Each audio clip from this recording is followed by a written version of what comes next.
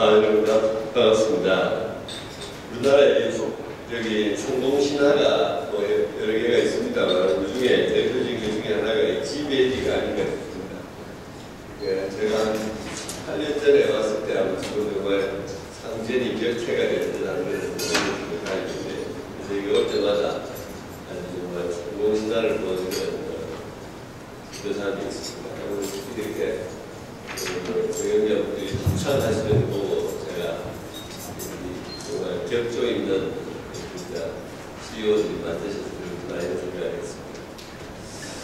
저는 오늘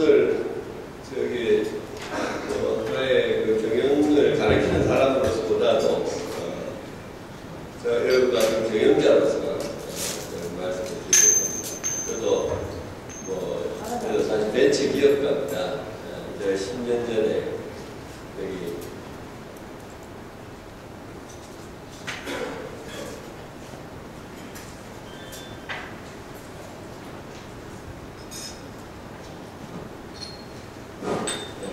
10년 전에 제가 여직원 1명 데리고 청담동에서 5편짜리 오피스텔에서 같이 아이디어를 세워가지고 지금까지 같이 저도 매달 200명 정도의 월급을 줘야 되는 경영자입니다. 여러분들이 겪으시는 경영자로서의 모든 고뇌를 제가 다 살뜰히 다 경험한 사람입니다. 밤잠을 못 이루는 수많은 밤들이 있었고, 그래서 경영자로서 제가 경영을 가르치는 제가 경영을 하면서 그 IBM이 뭐 그렇게 망하지 않고 스카이 대학 경영대학교 경쟁에서 살아남은 이유가 뭐냐 이렇게 물으면 저는 아마도 경영을 가르치는 사람이 경영을 하기 때문에 그렇더라 이렇게 저는 이야기합니다. 과학 사전 오래비가 한다고 제가 제일 잘 알거든요. 그래서 그게 맞는 경영을 우리가 가르쳤기 때문에 이제 지금 뭐 그런 서바이벌 하지 않았나 이렇게 생각합니다. 그래서 오늘 저 여러분들에게 제가 느꼈던 가장 절실한 어떤 경영의 제가 그런 과제와 그다음 그걸 극복했을 때 하면서 느꼈던 다른 그런 저는 한 가지 저는 강의를 하고 나서 제일 기분 좋았을 때가 좋은 질문이 나왔을 때예요. 근데 나쁜 질문이라도 질문이 하나 나오면 이제 보통인데 질문이 하나도 없으면 나는 기분이 우울합니다.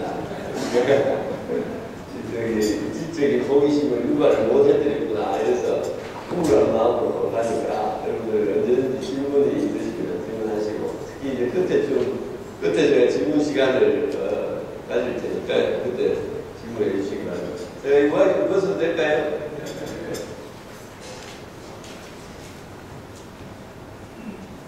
제가 보니까 경영이라는 거는 뭐 배를 운항하는 것 같더라고요.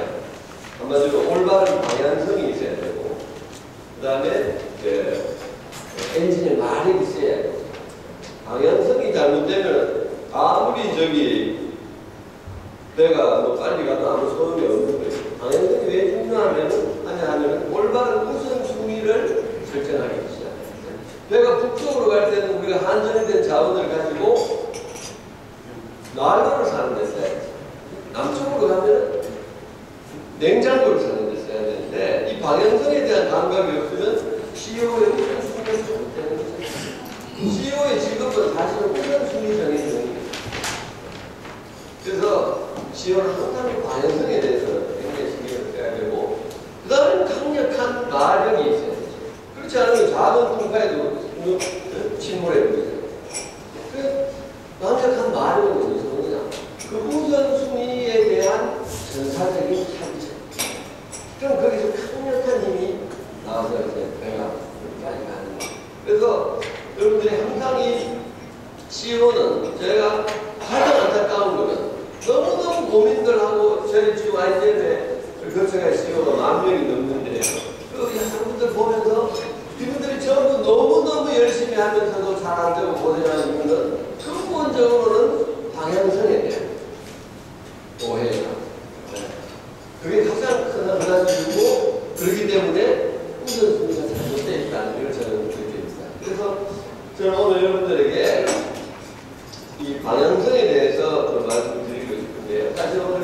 저희 강의가 한 3시간짜리 강의인데 그런데 1시간에 20분을 줄이려니까 좀 스킵을 좀 하게 해야 되겠는데요. 첫 번째로 제일 중요한 게 이 방향성이 이제 투명성이 있어야 된다. 이건 여러분 너무 잘 아시죠? 온 시민이 전부 신문사 하나와 방송 하나를 갖고 있는 시대에는 한마디로 말해서 형님이 봐줄 수가 없는 시대다. 그러니까 이제는 본질적인 경쟁력이 없이는 절대로 서바이브 할 수 없다. 이건 여러분들은 잘 아시죠. 두 번째로는 초밀도 시대다. 이건 무슨 말이냐? 전 세계가 한마디로 말해서 대한민국 신도림도 세라톤 다큐브시티 그랜드몰로 이방하는 걸 그런다 이렇게 생각하셔야 돼요. 왜냐하면 과학기술의 발달로 자동 번역기와 특히 텔레프레젠스라는 이 기계가 시스코에서 발명한 이 기계가 앞으로 몇 년 안에 전 세계의 강대를 완전히 없애버려요. 무슨 이야기냐? 제가 GM 본사에서 근무하는 잡 애플라이가 합격을 했다고 이사 가야 되느냐? 안 가도 돼요. 제 방에 텔레프레젠스를 설치해 놓으면 제가 거기 앉아있는 것과 똑같이 모든 대화와 다 해줄게. 이거 벌써 2년 전에 나와서 저도 봤어요. 네. 똑같아요. 거기 앉아있는 거예요. 연인들끼리 피부에 체온을 느낄 수 없는 것 외에는 똑같이 되는 것이죠. 무슨 이야기냐? 앞으로 몇 년 안에 똑똑똑똑 눌리면 전 세계에 누구하고 앉아서 대화하는 거. 똑같이 만들어보는 것 똑같은 시대. 그거는 전 세계 여러분의 경쟁자들이 전부 다 이제는 여러분의 경쟁자가 전라도 군산에 있고 경상도 김해에 있다고 생각하시면 참고할 거예요.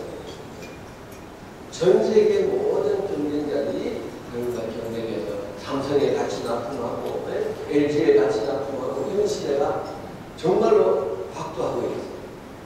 무슨 이야기냐? 본질적인 경쟁력이 있어야 합니다. 그 다음에 제가 오늘 여러분들에게 말씀드리고 싶은 것은 이 세 번째입니다. 이것이 바로 새로운 떡의 법칙이 나왔다는 거예요. 이것에 대해서 모르는 우리 경영자가 너무 많이 주고 이것이 너무나 많은 사람들에게 고통을 주려고 합니다. CEO. 그래서 저는 오늘 이 점을 특별히 강조하고 여기 시간을 좀 쓰려고 합니다. 떡의 법칙은 인류가 생긴 일에 한 4번 정도 바뀌었어요. 우리가 BC 7000년에 한 번 정리해 가지고 16세기, 17세기, 20세기, 21세기에 이르러서 4번 정도 바뀌었는데 우리가 지금 이 떡의 법칙이 바뀌고 있는 아주 와중에 있어요. 한가운데 있어요. 근데 이것이 바뀌고 있는 걸 모르고 계시는 분이 너무 많은 거예요. 떡의 법칙이 어떻게 바뀌었습니까? 여러분 아시는 대로 처음에는 농업혁명이 수렵하다가 농업혁명이 됐죠. 7000년. 이거는 어마어마한 기술이에요. 정말 그전에는 상상도 못하는 부를 창출해서 있어요. 그래서 이것이 땅에서 이제는 떡을 생각해요. 그러다가 16세기경에 여러분 잘 아시는 바로 해양혁명이라는 게 있어요. 콜럼버스라고 말이 되어 있는데 유럽의 천년의 암흑시대를 통해서 너무너무 가난한 대륙이었어요. 정말 천지적이게 가난한 대륙에서 이 해양혁명이 나면서 바로 이 스페인 이런 나라들이 신세계에 가지고 어마어마한 금은보화를 갖고 순식간에 불과 5, 60년 만에 유럽이 어마어마한 부자로 부상합니다. 이게 바로 근데 이것이 원천이 뭐냐면 원천이 신대륙이 됐고 이거를 가능했던 것이 바로 해양술과 조선술이라는 것이 바로 해양혁명을 가능합니다. 떡의 법칙이 바뀌었다는 것은 어느 분야에 갑자기 상상도 못하는 부자가 생겨났는데 그때는 떡의 법칙이 바뀐 거예요. 바로 우리가 알잖아요. 스티브 잡스라는 빌 게이츠라는 그중에 한국에서 빌 게이츠라는 부자는 옛날에는 그런 부자가 20, 30년 만에 1, 20년 만에 탄생한다는 건 상상도 못하는 거예요. 스티브 잡스도 마찬가지예요. 그럴 때는 떡의 법칙이 바뀌었다는 걸 우리가 눈치를 채야 되는 거예요. 바로 이때 어마어마한 부자가 생겨나 있어요. 그 다음에 여러분 잘 아시는 산업입니다. 이거는 영국이나 일본 같은 나라, 일본은 좀 늦긴 했지만 바로 기술이라는 공장이라는 걸 통해서 떠들 수 없는 시대가 왔고, 이것이 전기라는 매체를 통해서 됐대. 그러다가 우리가 20세기에 와가지고 정보혁명이라는 게 나왔다. 그래서 이것이 빌 게이츠라는 사람이 일으켜가지고 이것이 정말 새로운 부자들이 분야에 엄청나게 생기면서 이거를 이제 따라갔던 사람들이 부자가 됐는데, 지난 한 1, 20년 전후에서 새로운 혁명이 일어났는데, 그게 바로 여러분들이 들으시는 융합혁명이다. 근데 이 융합혁명이 나타나는 걸 모르고 계세요. 그러다 보니까 부자 되겠다는 사람들이 융합혁명이 떡의 법칙이 바뀌는 걸 모르고 있는 데서는 너무나 많은 오해와 시행착오와 좌절이 있습니다. 그래서 오늘 저는 이 융합혁명, 이것에 대해서 여러분 말씀을 드리려고.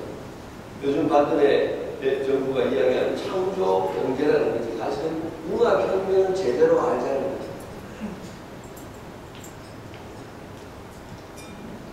우리가 떡의 법칙이 크게는 봐서는 두 번 바뀌었죠. 농경사회에서 산업사회를 갖고, 산업사회가 지식사회라는 사회를 봤어요. 지식사회라는 말이 본격적으로 사용된 게 사실은 여러분 기억하시겠지만 우리 IMF 당했을 그 무렵이에요.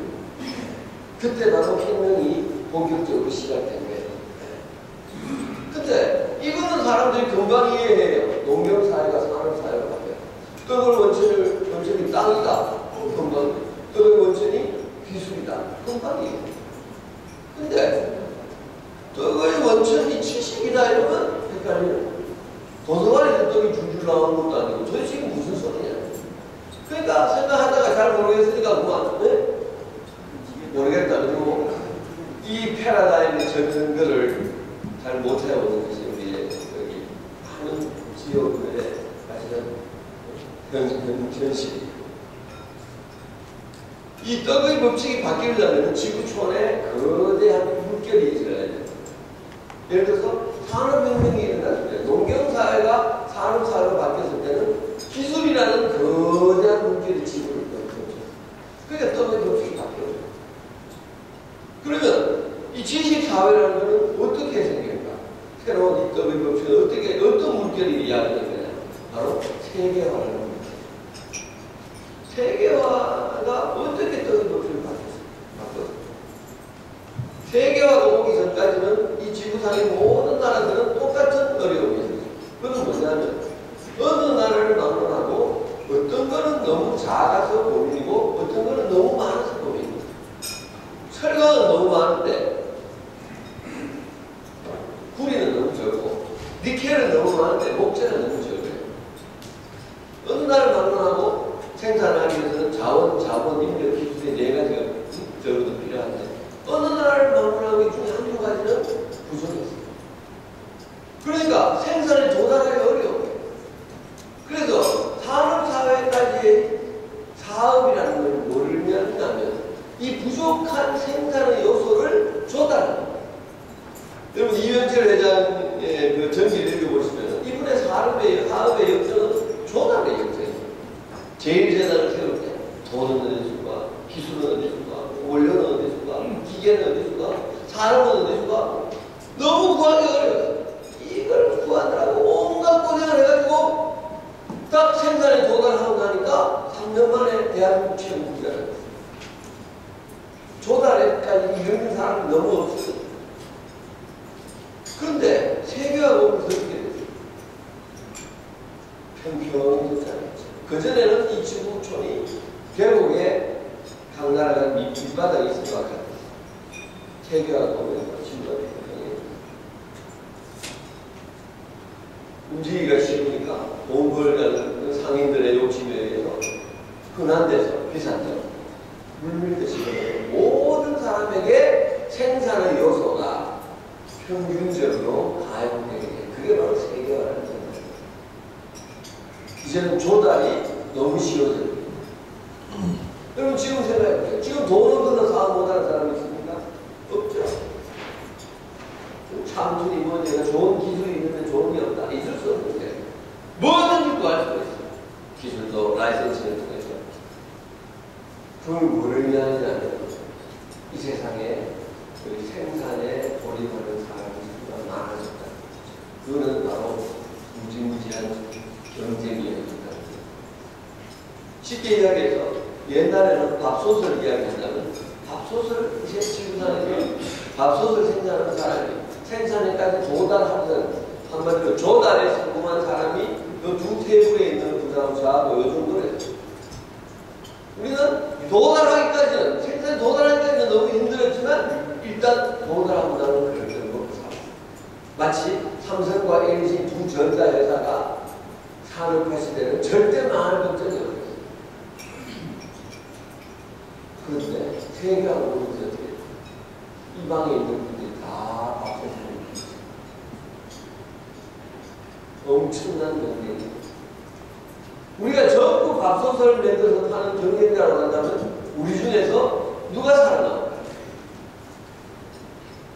어떤 사람일까요? 우리가 다 밥솥 만들어서 파는 누가 살아남을까요? 홍이들 누가 살아남을까요?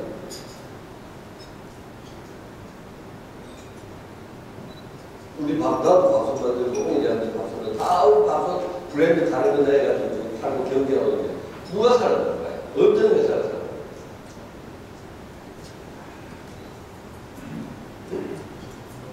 네? 잘 못 들었어요? 네. 차별화된 것을 그렇잖아요. 네?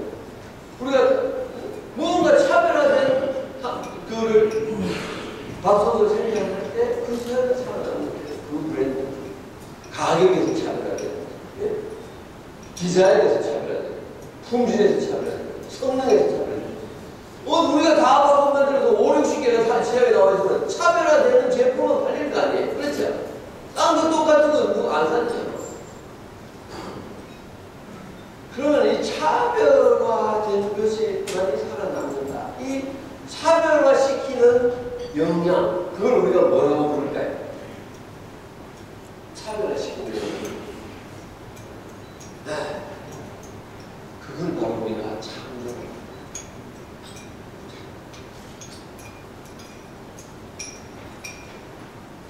이 창조를 보이는 대표적인 사례가 바로 삼성과 볼보 스토리. 천하의 삼성이 골칫거리 사부문이 있었어요.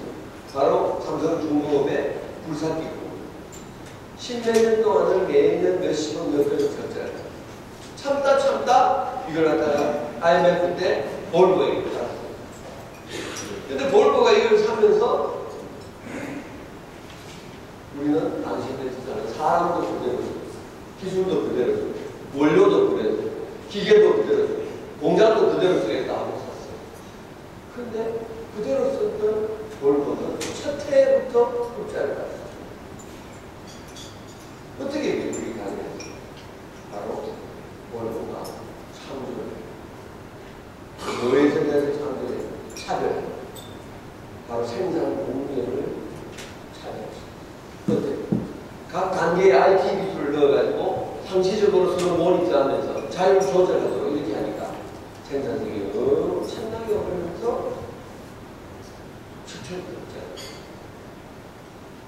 무슨 이야기냐면 삼성과 볼보가 똑같은 자본 인력들이 있었는데 볼보는 여기가 상황이 있었어요.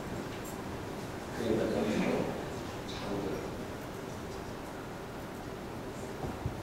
여러분들이 지금 고생하시잖아요. 경쟁자 이제 뭐 해야 돼? 아주 심플합니다. 여러분들이 창조하시는 거예요.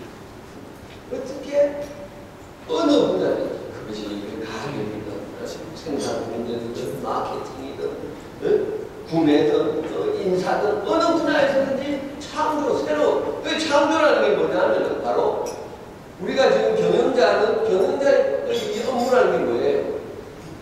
우리는 문제를 해결하는 직업을 합니다. 매일 아침에 출근하면 문제 해결하는 사람이에요. 야, 매출이 안 오니까, 원가가 안 줄까, 직원들이 열심히 안 한다, 전부 문제를 해결하는 건데, 이 문제를 창조적으로 보여요.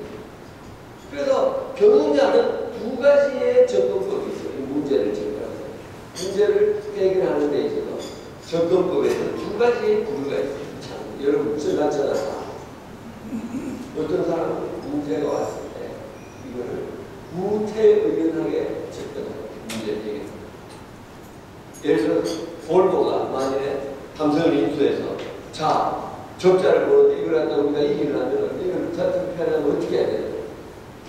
구태의연하게 접근하셔야 돼요. 제일 먼저 뭐예요? 이면지 써라.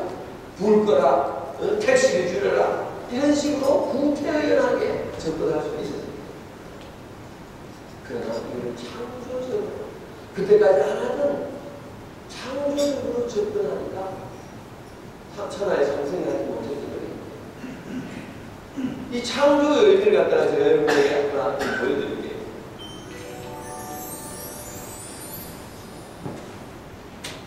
야외에 있는 놀이공원은 비가 오면 시민들의 끊깁니다. 비를 맞으면서까지 놀이기구를 타고 싶은 사람은 아마 없을 텐데 국내 최대의 놀이공원인 에버랜드 역시 마찬가지였습니다. 특히 장마철이 길어져서 휴가 시즌과 겹치게 되면 대목을 놓치게 되어 손해가 이만저만이 아니죠. 어떻게 하면 비가 올 때도 손님을 꼬셔올 수 있을까 고민하던 에버랜드의 경영진은 비가 오는 날씨를 역이용하기로 했습니다. 바로 장마철에 에버랜드를 방문한 고객들에게 빨강, 파랑, 노랑 등 무지개를 나타내는 7가지 색깔의 우산주 하나를 빌려주고 색깔에 맞는 놀이기구를 무료로 즐길 수 있는 레인보우 페스티벌을 연 것인데요. 비가 내리는 날에는 놀이공원을 즐길 수 없다는 고정관념을 덮고 비가 내리는 놀이공원을 더 신나게 즐길 수 있도록 만든 것이죠. 과연 이 이벤트는 어떤 결과를 낳았을까요? 사실 과거 비가 오는 날에 에버랜드를 방문하는 고객의 수는 평균 1000여 명 수준에 그쳤습니다. 비가 오지 않는 날에는 하루 평균 2만 명이 방문한다고 하니까 평소에 20분의 1에 불과한 숫자죠. 그런데 레인보우 페스티벌 기간이 되면 비가 오는 날에 오히려 평상시 맑은 날보다 더 많은 사람들이 에버랜드를 찾는다고 합니다. 이에 에버랜드는 페스티벌 기간이 아닐 때에도 5천을 잘 활용해 봐야겠다라고 생각했습니다. 그리고 새로운 이벤트를 실시했는데요. 입장한 뒤 4시간 이상 계속 비가 내리면 무료 입장권을 증정하여 향후 언제라도 놀이공원을 다시 찾을 수 있게 하는 레인 체크 제도를 도입한 것입니다.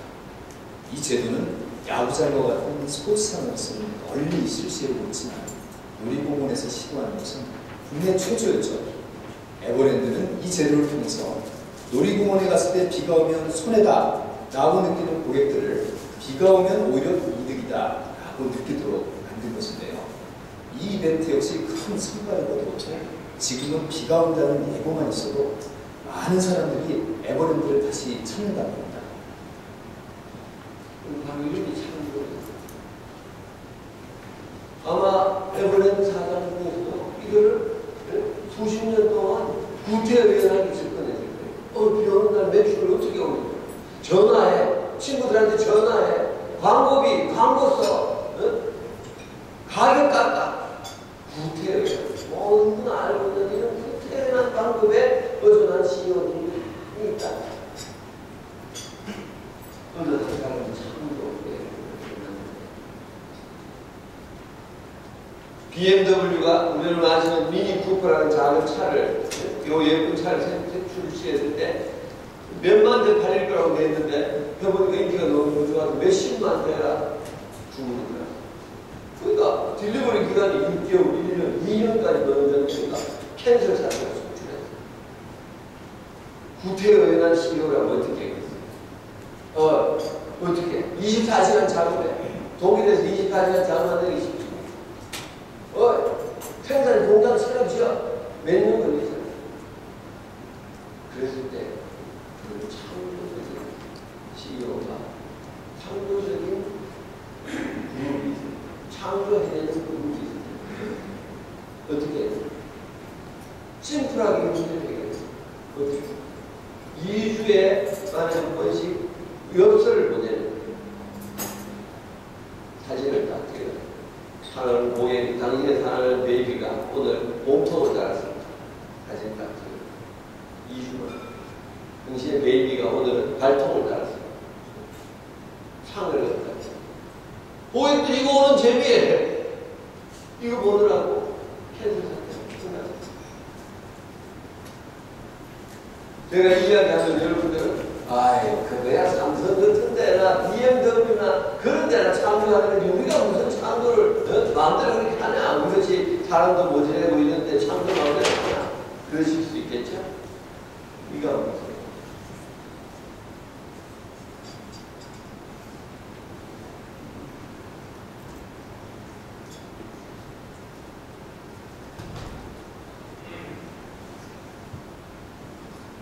P&G가 미국 기저귀 시장을 지배하고 있었던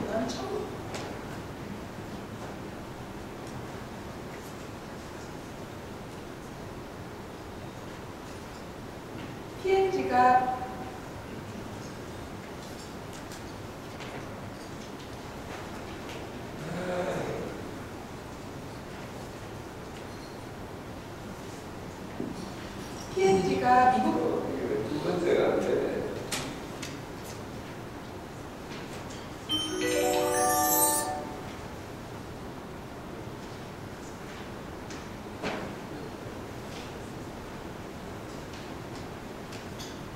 두 번째가 안 되네.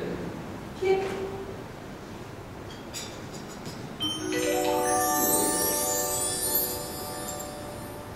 1998년 국내 한 여행사는 겨울이 되면 자사의 주력 상품인 호주 배낭여행 패키지가 유독 팔리지 않는 것을 발견했습니다. 이에 회사는 도대체 왜 그럴까 조사해 보았죠. 그 이유는 호주와 우리나라의 계절이 정반대이기 때문인데요. 호주에 배낭여행을 가게 되면 햇빛이 쨍쨍 내리쬐는 여름에 크리스마스를 맞이하게 됩니다.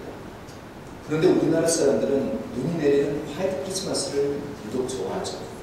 따라서 크리스마스 무렵에는 호주 여행을 기피했던 건데요. 어떻게 하면 이러한 문제를 해결할 수 있을까 고민하는 일이었잖아요. 날씨를 이용해서 고객들과 한 도박을 벌이기로 했습니다. 호주 배낭여행 상품을 구입한 고객들에게 크리스마스에 서울에 눈이 1cm 이상 오면 현금 70만 원을 돌려주겠다라는 이벤트를 벌인 것입니다. 이를 통해 화이트 크리스마스를 놓칠까봐 여행을 가지 않던 고객들이 오히려 호주에 가서 한국에 눈이 내리기를 기다리고 있는 것인데요. 과연 결과는 어땠을까요? 광고를 낸 지 3일 만에 호주 배낭여행 상품은 매진이 되었습니다. 여행사는 비수기임에도 불구하고 큰 수익을 올렸죠. 그렇다면 과연 크리스마스에 눈이 내렸을까요? 아닙니다. 상품을 구입한 고객들에게는 안타까운 일이지만 눈은 내리지 않았습니다. 그런데 만약 눈이 내렸다면 여행사는 손해를 보는 게 아니었을까 하는 의문이 드실 겁니다. 하지만 정작 여행사는 눈이 내리거나 말거나 전혀 걱정을 하지 않았는데요. 그 이유는 이벤트를 실시하기 전부터 날씨 보험을 들어뒀기 때문입니다. 눈이 내려도 고객에게 주의할 돈을 전액 보상받을 수 있었던 것이죠. 그만 여행사도 그러니까 무슨 여행이냐 하면 결국은 여러분들이 이제는 창조하는 기업만이 살아납니다. 이 사실을 여러분이 주세요. 무슨 이야기냐? 떡의 원천이 창조다. 우리가 농경 시대에는 다 있어도 땅이 없으면 아무 의미가 없어요. 소도 있고 종자도 있고 사람도 있고 다 있어도 땅이 없으면 아무 의미가 없어요. 또 산업화 시대에는 다른 거 다 있어도 기술이 없으면 아무 의미가 없어요. 대지도 있고 사람도 있고 원료도 있고 다 있어도 기술이 없으면 아무것도 없는데 지금 21세기는 이게 세계화 시대는 모두가 다 모두에게 서로 본질적인 경쟁력을 가지고 옛날에는 형님하고 하면서 할 수 있었던 것이 이제는 본질적인 경쟁력, 즉 차별화를 가지고 경쟁해야 될 때는 창조력 없이는 아무 의미가 없다. 다른 거 다. 전 세계 1,500명의 CEO에게 제일 중요한 게 뭐냐? 창조경제. 그래서 요즘 창조경제 하는 건 무슨 이야기냐면은 지금 아직도 이게 데피니션이 좀 불확실한데 한마디로 말해서 경제의 모든 분야에서 창조가 일어나는 거죠. 무슨 말이냐? 구태의연하지 않은 방법으로 문제를 해결하는 것이 모든 분야에 만연되는 그걸 우리가 창조경제라고 하는 거예요, 사실. 그래서 이거를 우리가 또 패러다임을 바뀌었어요. 우리가 산업화 시대는 결핍의 시대. 왜? 생산까지 돌입하는 게 너무 부족하니까. 사람이 부족하니까. 생산이 모자랐대. 그러나 지금은 풍요의 시대. 이때는 조달 능력이 중요했어요. 쉽게 조달 능력이 있는 사람만이 잘 먹고 잘 살수 있어요. 그러나 지금은 창조 능력. 그래서 이때는 기계가 돈을 벌어주는 거예요. 그때는 부족한 시대이기 때문에 기계가 이거 찍어내면 팔렸어요. 그러니까 기계가 중요한 거예요. 그러나 지금은 사람이 중요한 거예요. 왜? 창조는 사람이 하는 거예요. 이때는 효율성이 중요해요. 한 시간에 10개 하다가 13개 생산하면 그만큼 돈을 더 벌었어요. 그러나 지금은 창조력 없이 효율성 좋아하다가는 망하기 십상이에요. LG전자의 핸드폰이 그랬잖아요. 공장이 창원 공장의 LG전자 너무 잘한다고 하다가 창조를 인해서 한 방에 그냥 나가요. 이때는 기계의 가동률이 중요했어요. 여러분 CEO로서 오늘 가동률 몇 프로야? 90%입니다. 오케이. 가서 발 뻗고 잘 잤어요. 지금은 기계의 가동률이 중요해요. 창조도 못하죠. 그래서 지금은 사람의 가동률이 중요해요. 그리고 이때는 육체적 능력이 중요해요. 기계가 주고 사람이 주니까 사람이 하는 역할은 기계를 도우는 고장나면 고쳐주고 기름 쳐주고 기계가 기계를 연결합니다. 왜 그래? 그때는 하루에 16시간씩 입 중 닦고 기계 앞에 앉아서 기계 잘 돌보는 기분이 최고예요. 그러나 지금은 창조를 보여주고 사람에서 창조. 그래서 이때는 관계적 경쟁력이 중요했어요. 이제 왜? 조달을 해야 돼. 돈이 부족하니까 지역장하고 골프 쳐야 되고, 납품처에 가서 그거 해야 되고, 그 공무원 사귀어야 되고. 관계적 경쟁력. 그래서 여러분들 최고 위원장한테 왜 다녔어요? 사람 다녔잖아요. 그죠? 임원들한테 교육받으러 가서 너 많이 배웠나? 질문하는 사람 별로 없을걸요? 사람 많이 사귀었어. 그러나 지금 형님이 봐줄 수가 없잖아요. 그죠? 형님이 봐줄 수가 없는 거예요. 형님도 봐줄 수가 없는 거예요. 그렇기 때문에 지금은 본질적 경쟁이죠. 그건 뭘 의미하느냐면 차별화시킵니다. 차별화를 만들어내는 경쟁. 그게 본질적 경쟁입니다. 납품할 때도 누구 알고 누구는 친하다는 게 문제가 아니라 내게 뭐가 차별화되어 있다는 걸 보여줄 때 그때 그게 되는 거다. 그걸 만들어내는 거지. 그런데 제가 너무 안타까운 것은 저는 본업에 있는 사람입니다. 저도 여기 고생하면서 배운 기술이 있으면서 제가 김현장에 있을 때는 돈 제일 잘 버는 누구였어요. 요번에 한만수라는 제 김현장 후배가 재산 제가 한참 7년 밑에 후배 변호사인데 100억을 현금을 쌓아놨다는 걸 보고 제가 배가 아파서 혼났어요. 그런데 제가 어떻게 이 길을 들어서서 이 길을 가고 있는 이유가 저는 돈을 못 벌었습니다. 바로 너무나 많은 CEO분들이 아직도 이 패러다임 속에 살고 있습니다.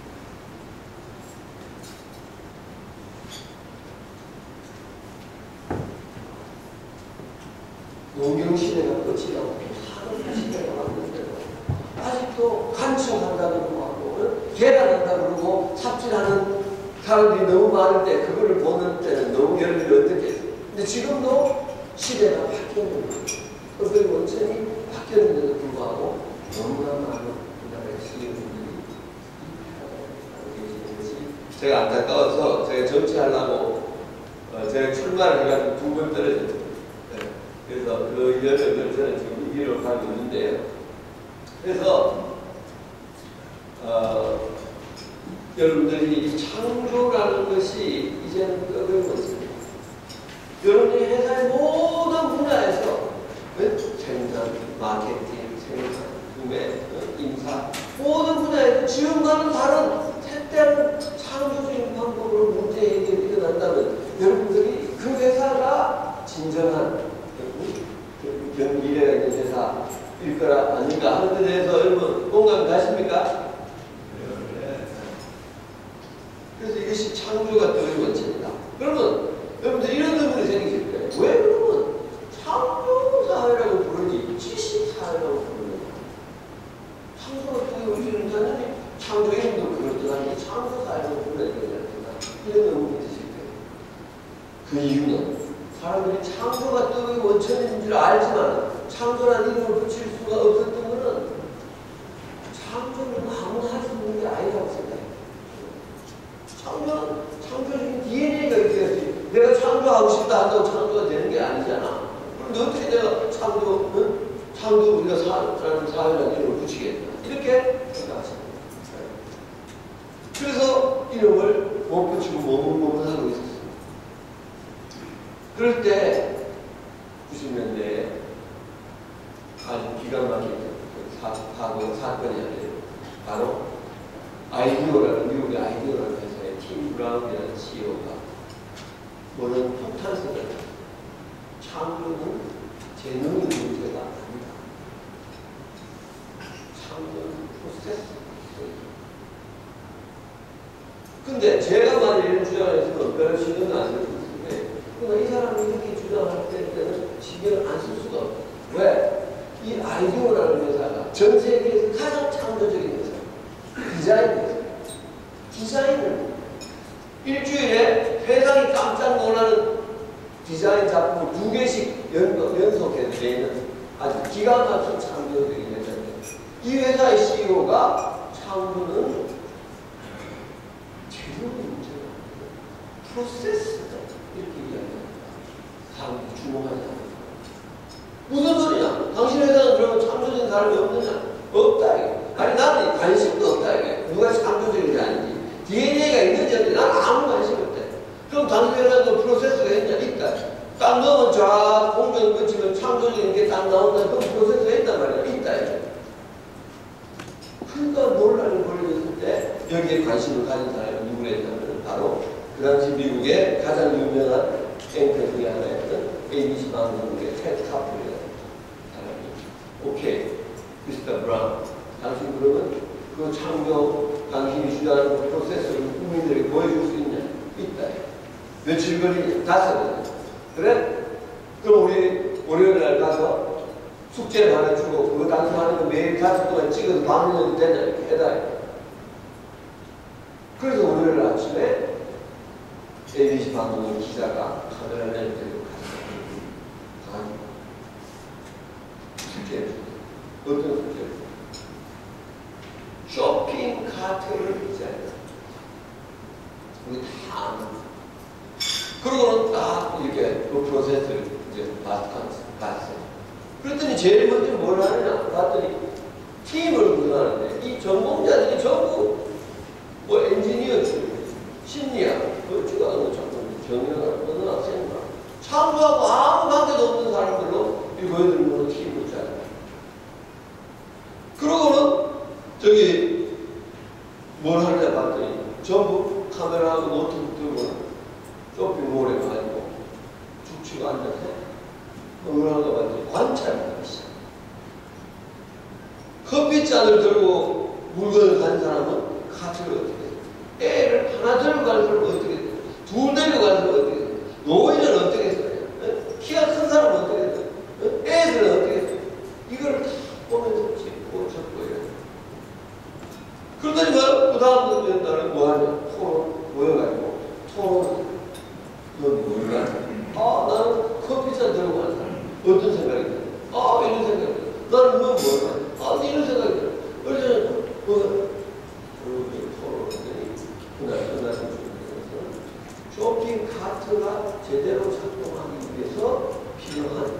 특성이 뭐냐 하는 걸 정리해야 돼. 그렇게 정리를 하더니 그 다음 날은 이걸 가지고 다음장에 가지고 프로토타입을 만들어 모델을 대충 나무로 만들어 그걸 가지고 다시 가서 하루 더 이렇게 보더니 마지막 날 완성됐어. 이 완성된 게 바로 이것이 바로 얼마나 오래됐든 디자인 대회에서 전 세계 수천 개의 작품들이 이름 팀 브라운 뭘 찍었어? 기계를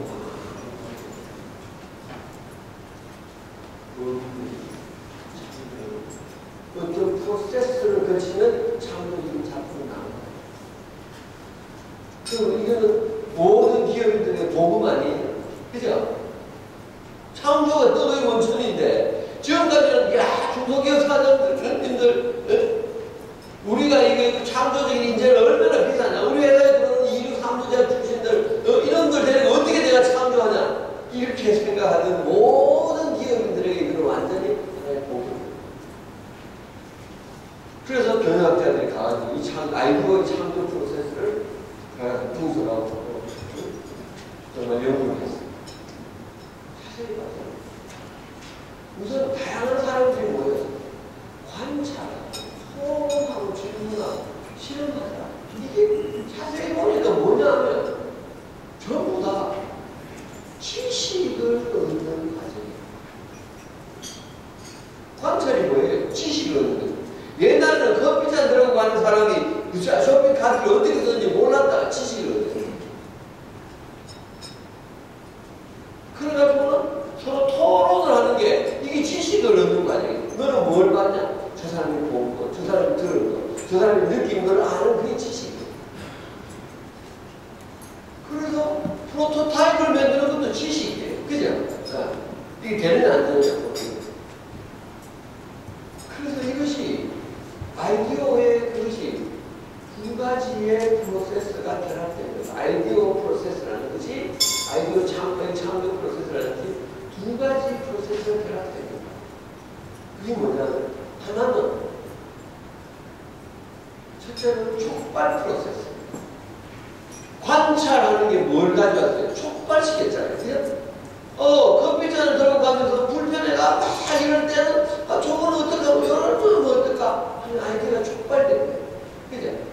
각자가 관찰하면서 촉발했다. 그 다음에는 이 촉발된 아이디어를 서로 융합해야 돼요. 너는 뭘 봤냐? 그래 요거 해서 커피잔을 여기 달면 되겠다. 커피잔 넣는 걸 달면 좋겠다. 근데 그거 달면 이게 좀 이상하지 않을까? 여기 달면 어떨까? 그럼 커피잔이면 이거는 장 크기는 어떡하냐? 서로 이걸 아이디어 촉발된 걸 융합한다. 그래서 기가 막히다. 근데 재밌는 건 세계에서 가장 창조적인 CEO 25명을 조사를 해봤는데 하버드에 거의 아이디어랑 비슷한 프로세스를 가지고 관찰하고 질문하고 토론하고 실험하고 그런 게 있어요. 마찬가지 촉발 융합 지식을 가지고 아이디어를 촉발시키고 그걸 융합시키고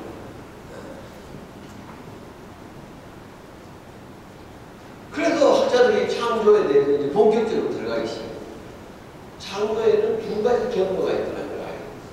하나는 여러분 잘 아시는 대로 바로 창조적인 DNA가 있는 사람이 하는 창조예요. 그런 사람은 혼자서 가만히 생각 몰두하게 생각하고 창조를 해요. 바로 에디슨, 아인슈타인 있는 사람들이 창조적인 그런 사람이 있다는 거예요. 분명히. 그런 사람은 창조하도록 그냥 혼자 버려두는 게 낫다는 거예요.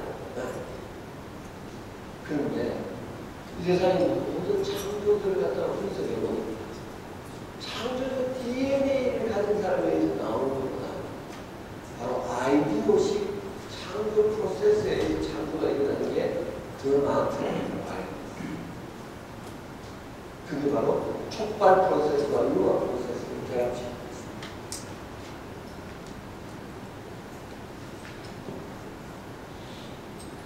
이게를 바로 한 사람이 바로 스티브 존슨이라는 미국의 가장 유명한 혁신 창조주입니다.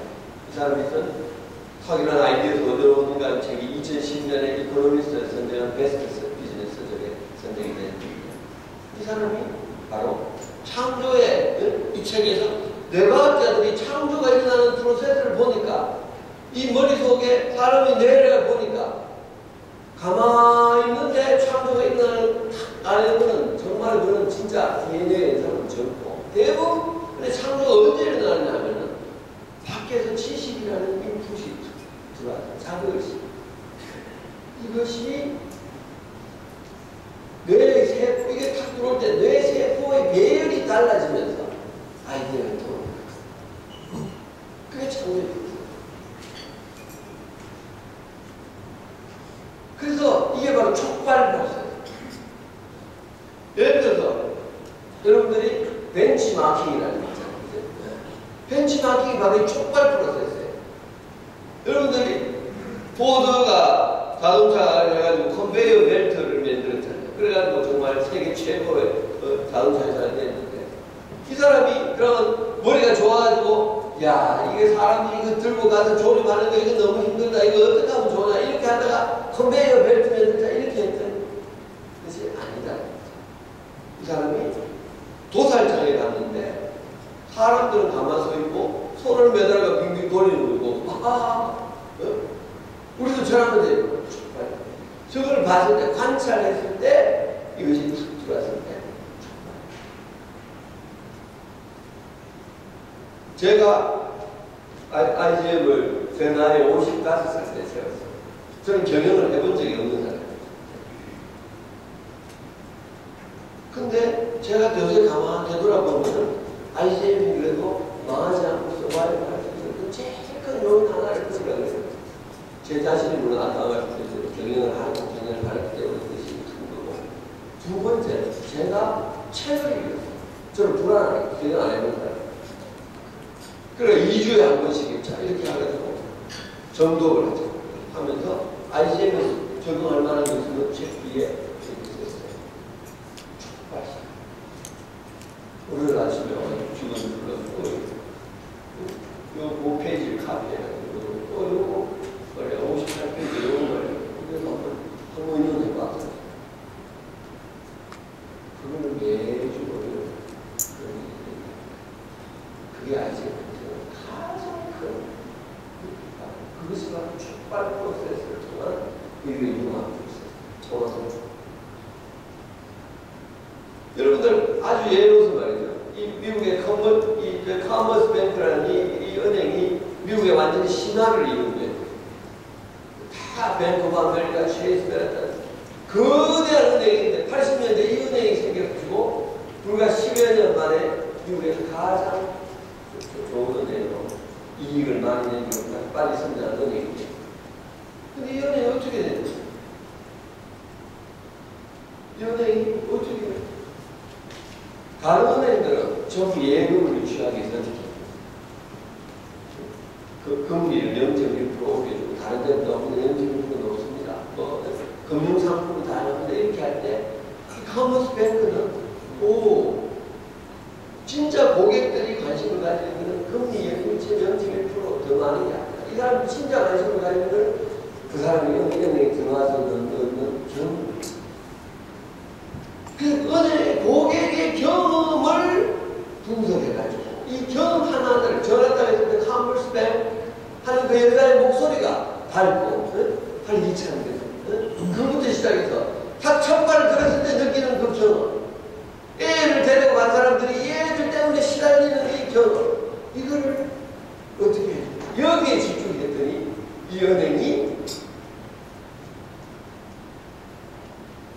중국 주식 성장률이 1460년간 마이크로소프트보다 주식 성장률이 더 높았어.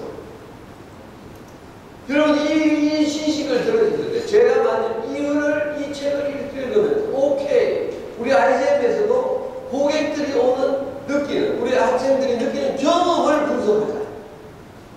그렇지. 우리도 합니다. 이런 걸 제가 안 읽었다. 제가 그런 아이디어가 떠오를 수가 없겠죠. 제가 집사람이 뭐 여행 가거나 여기 가거나 제가 이렇게 라면 같은 거 패스트푸드 끓여 먹는데 참 제가 뭐 기가 차요. 이런 걸 끓일 때 제일 중요한 게 뭡니까? 바로 조리법이잖아요. 그죠?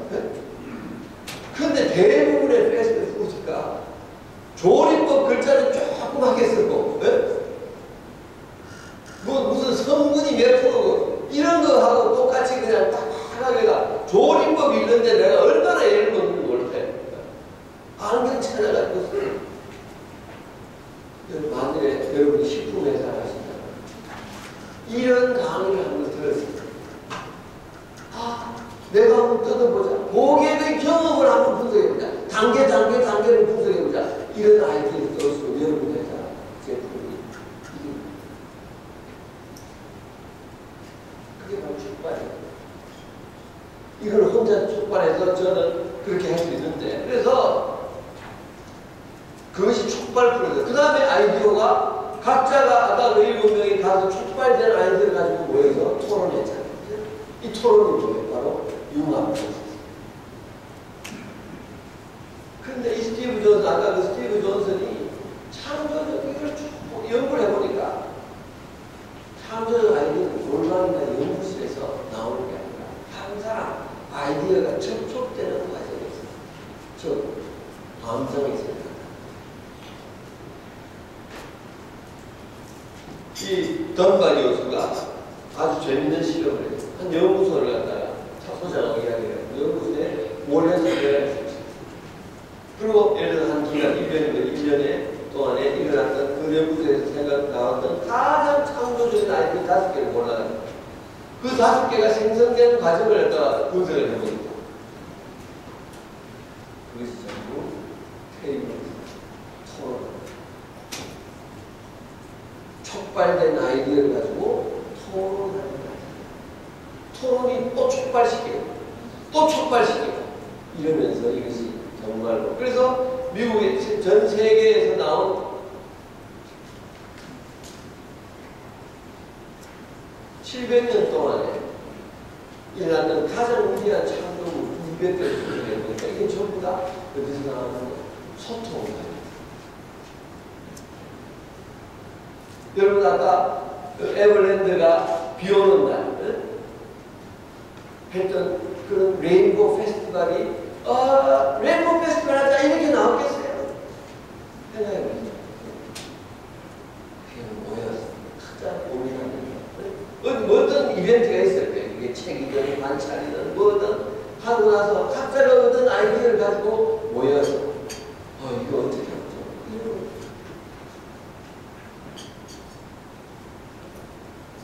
마찬가지예요. BMW. 그래서 제가 이걸 가지고 분석을 해보니 이거를 가지고 위대한 기업들이 사회를 꾸립니다.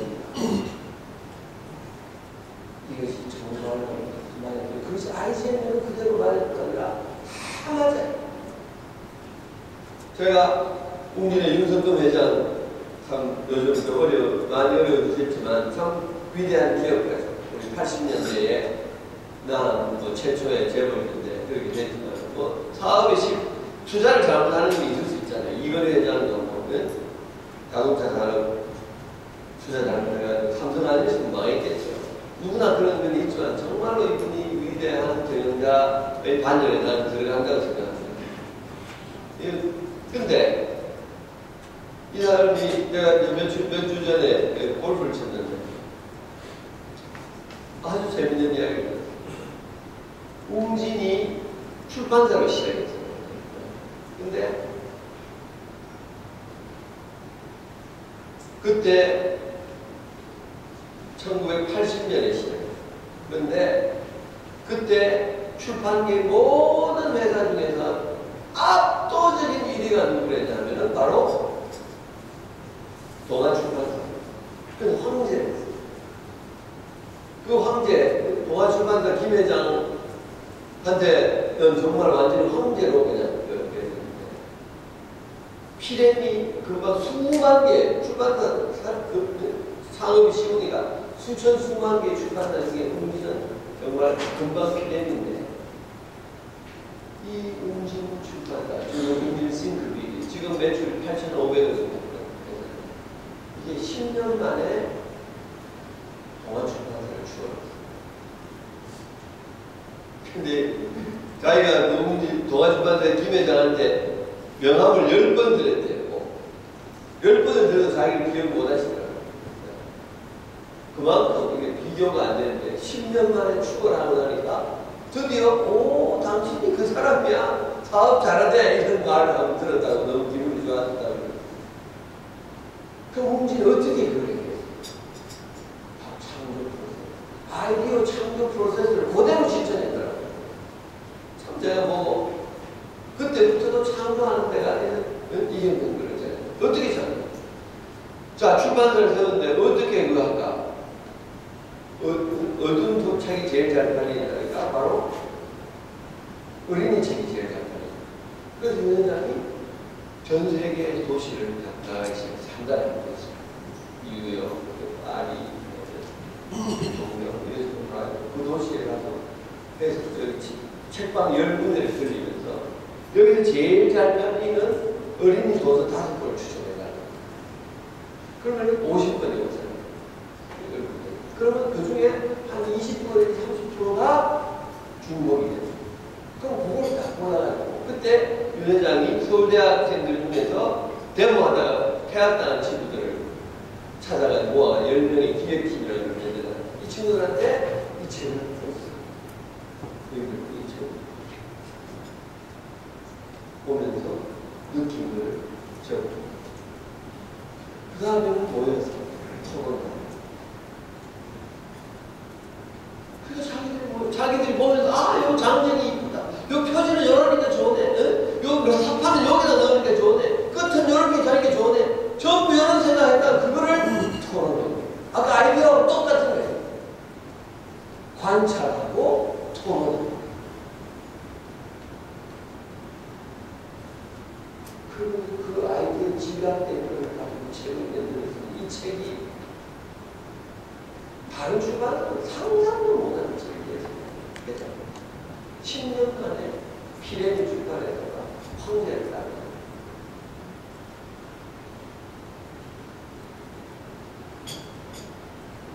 요즘 유명한 소녀시대 SM 이 사람이 한 이야기 SM 성공이 미는 CTA 감에서 나오는 게 절대 아니에요. 꾸준히 사업에 채워야 될 자료를 기술적으로 발휘해요. 바로 이거예요. 전 세계 프로듀스 작가들 네트워킹을 구체화해요. 작곡가 캠프를 통해서 서로 지식과 영감을 교환하는 거예요.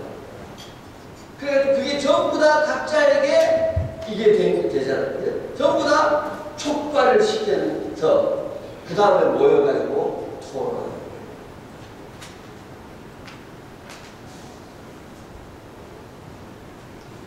스티브 잡스가 픽사라는 회사를 애플에서 쫓겨나가지고 만든 회사가 픽사하고 넥스트라는 두 회사예요. 이 픽사가 너무 큰 성공을 거둬 이거 팔아가 애플 돈을 뺏었죠.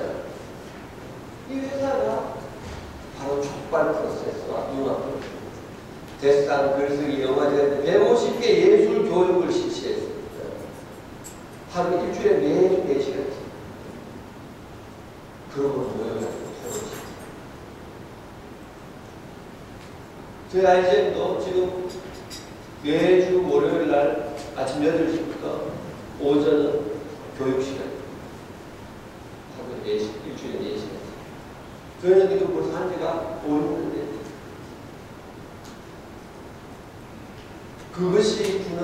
그것이 바로 이 소위 말하는 촉발 프로세스.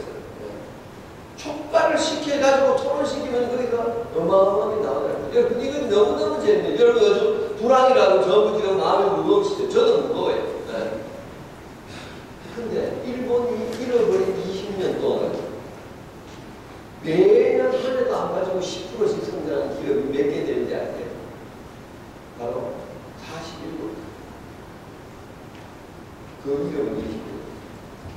시장이 쪼그라드는 판에 매년 10%씩 하나도 안 빠지고 성장했는데 이 41곳의 기업을 보니까 기가 막혀요. 13개 기업은 그게 본대 1위 해가지고 리저브가 많아서 시설 투자, 다른 회사들이 쫄아있을 때 시설 투자를 과감하게, 예를 들어 세콤 같은 회사, 다른 데서 도저히 따라올 수 없고 해가지고 1위를 붙이는 회사, 다른 시장에 다 회사 먹는 그런 회사가 13개인데, 그렇게 본대 1위를 했던 기업이 아닌 34개의 기업의 공통점입니다. 그 34개 기업이 바로 전부 다 바로 창조 프로세스, 아이디어식 창조 프로세스. 이 대표적인 회사가 바로 가오라는 회사예요. 우리나라를 치면 LG 생활건강이나 그 애견 같은 생활용품 회사. 이 회사가 예를 들면 어떻게 해요? 이 회사는 촉발 프로세스가 뭐냐? 모든 고객들의 수백만이 될 거 아니에요. 수천만이 되겠죠. 이 사람들이 내리는 코멘트를 전부 체계적으로 정리해요. 디자인에 대한 코멘트, 뭐 맛에 대한 코멘트, 색상에 대한 코멘트 다 정리해가지고 이걸 매일 전 직원들에게 공유해요. 오늘은 이런 코멘트예요.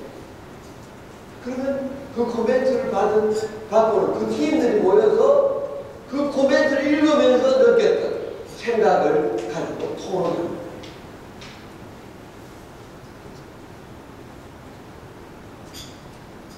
예를 들어서 어떤 코멘트가 당신들 말이지 샴푸하고 린스가 있는데 뭐 병모에 것 같으니까 샴푸하고 나서 병 찾으려고 또 눈을 닦아야 되는 게 너무 불편하다. 이런 코멘트가.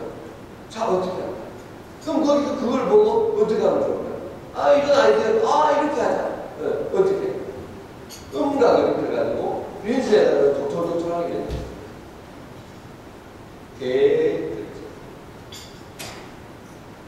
네이밍 시장을 묻었지. 완전히 접근해서 그런 식으로 촉발시키고 토론해서 무너뜨리고.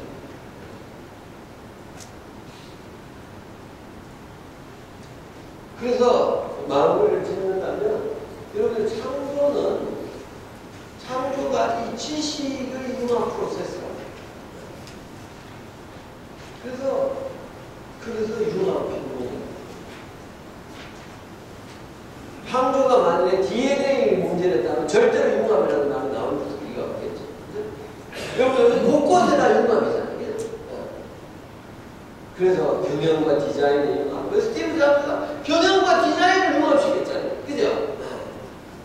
그 다음에 경영과의 필제, 칼리그래피를 위한 인문과의 방송 같은 IT, 과학과의 인문, 이런 것들이 전부 융합을 통해서 창조가 일어나요. 창조가 떡의 원천인데 그것이 뭐로 해서 이루어지느냐? 지식의 융합. 그래서 지식사회.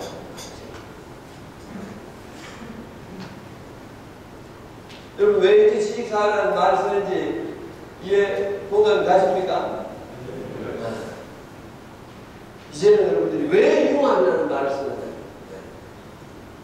왜 지식이라는 말을 쓰느냐를 이해를 해야 돼요. 그래서 이 마지막이 이게 융합혁명이에요. 세계화가 안 왔다면 절대로 융합혁명이라는 것이 올 수가 없었어요. 세계화가 모든 생산의 요소를 모두에게 평균적으로 가용적인 면들을 주고 어마어마한 경쟁력. 그렇기 때문에 자연히 창조하는 거야. 즉 차별화시키는 자만이 살아남는 시대에서는 결국은 창조의 본질이 뭐냐, 원천이 뭐냐 봤더니 그것이 바로 지식의 융합이라는 것을 알게 됩니다. 그래서 이것이 바로 창조. 떡의 원천은 창조인데 마치 이것이 창조가 나오는 원천이 지식. 그래서 우리가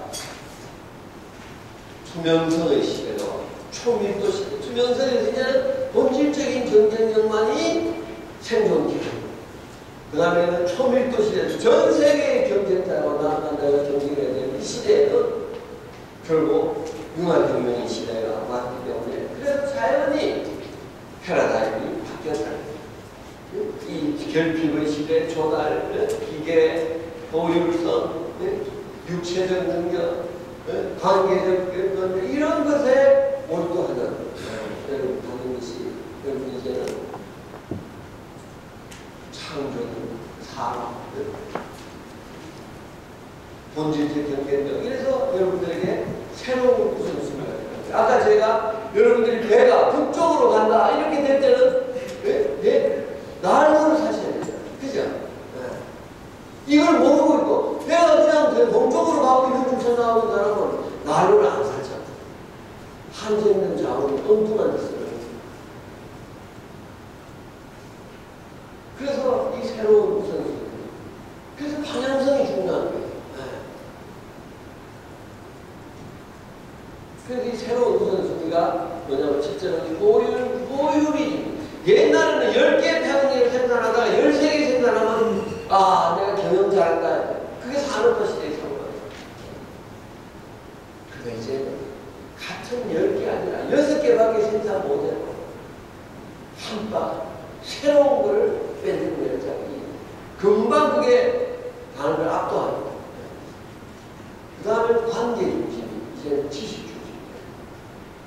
여러분들이 지금까지 사람 만나는데 시간 쓰고 제가 우리 IGM 학생들 제가 요즘은 강의를 별로 안 하니까 그렇지만 옛날에 제가 강의할 때 오래간만에 뵙겠습니다. 여러분. 아이고 죄송합니다. 요새 내가 사람 만나는 일이 많아서요. 제가 겉으로는 그러세요. 그러셨어요. 이러지만 속으로는 정말로 제 성질한 심정은 불쌍해요. 떡을 멈추니 창조면은 일주일에 한 번 나오는 수업 시간에서 제가 아까 책 한 권에서 비해서 그걸 들으면서 새로운 아이디어가 나오잖아요. 그죠? 그걸 가지고 와가지고 지식을 보고해서 이거를 토론시켜서 창조를 일으킬 때 그것이 가져오는 효용이 형님하고 폭탄 좀 마시고 노래방 가서 뛴다 뺀다 하는 그 몇 백 배, 몇 천 배를 가져올 수 있는데 사람 만납니다. 이 수업을 일주일에 한 번 수업을 가져다고 생각하면 제가 가슴이 아프죠. 완전 우선순위가 잘못돼요. 그리고 기계 중심에서 사람. 여러분들이 지금까지는 사람이 떡을 묻혔다. 이것이 정말 너무 큰 메시지입니다. 사람이 창조한다. 산업화 시대는 사람은 기계를 도와주는 거기 때문에 그 한 사람이 가지고 올 수 있는 생산력의 차이라는 것은 굉장히 제한적이에요. 왜? 기름 쳐주고 기계 고장나는 거 고쳐주는 거 조금 빠르고 늦을 수 있지만 그거는 너무 편차가 적거든요. 이남이 하나 저놈이 하나. 그러나 창조가 떡을 묻혔기 때문에 창조하는 직원과 창조하면서 일하는 직원과 그렇지 않은 직원 간의 생산성의 차이가 나는 이거는 수십 배, 수백 배 될 수가 있어요. 그런데 여러분들 아침에 9시부터 6시까지 다 출근해가 일했으면 똑같다 이렇게 생각하시는 사람이 많아요. 저도 경영자잖아요. 저는 제가 이런 각도로서 우리 직원들을 보니까 똑같이 아침 9시부터 6시까지 일했지만 그 사람 마음속에 창조라는 고민이 있을 때 하는 고민하고 싶고 열정이 잘하고 싶고 이렇게 있을 때 하는 고민하면서 일하는 직원하고 안 하는 직원하고 제가 느끼는 단어는 1년을 누적해 보면 생산성이 한 5배 정도 차이가 나요. 500%. 이 500%의 차이에 대해서 고민하지 않고 이놈의 월급을 올해 3% 올려줄까 4% 올려줄까 하고 밤을 새고 고민하는 CEO는 something wrong. 그런데 아직도 시대가 바뀌었다는 거예요. 이 친구를 창조적으로 만들면 3% 4%가 문제가 아니죠. 그래서 이제는 창조는 옛날에는 여러분이 CEO로서 직원하고의 관계에서 절대적인 우위에 계셨어요. 왜? 너는 돈 주고 시키는 사람. 왜? 기계가 떡을 묻히는 거야. 그런데 창조에 있어서 CEO인 여러분이나 말단 직원이나 다 마찬가지예요. 창조의 포텐셜. 직원들을 창조의 파트너로 만들었어요. 왜 여러분 요즘 수평 경영, 소통 경영 이런 말들이 나오는지 이해가 가시죠? 그죠? CEO의 근본적인 생각이 바뀌어야 돼요. 직원과 나의 관계를 새롭게 지내. 그래서 제가 이걸 경영혁명이라고 합니다. 그래서 여러분들에게 제가 말하는 거예요. 여러분들이 이제는 매출을 어떻게 증대할까, 원가를 어떻게 절감할까 이런 거를 그런 화두보다도 회사 전체의 창조가 이런 게 화두가 되셔야 돼요. 나의 창조 파트너로 생각해야 돼요. 내가 돈을 부여하는 게 문제가 아니에요.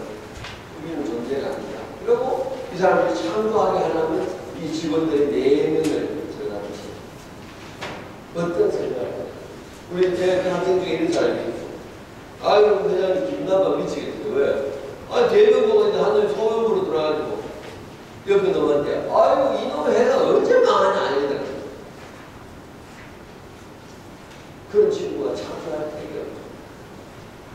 직원들이 그렇게 쉽고 회사를 싫어하고 CEO를 미워하고 하는 거를 에이, 너는 싫어라. 그건 산업사회에서는 가는 거였어요. 충분히 용인될 수 있어요. 왜?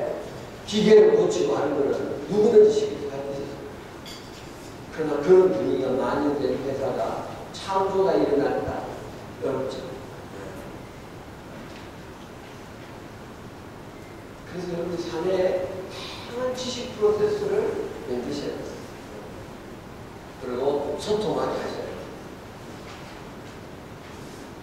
그리고 이제는 여러분들이 내 혼자 고민하시는 분만은 안 돼요. 문제가 있을 때는 나나 우리 직원이나 네? 창조의 누구도 똑같다 이거예요. 그래서 직원들에게 촉발시켜주고 그 다음에 소통시켜주시고 네. 나랑 같이 고민하시는 경영 스타일 바뀌시는 하는 게 지금 힘들어서 살펴야 돼요. 여러분 이제 현기는 아우가 그것도 필요해요. 물론 사람 사는 사이. 그러나 그것이 7, 80%가 아니라 20, 30%도 줄여요.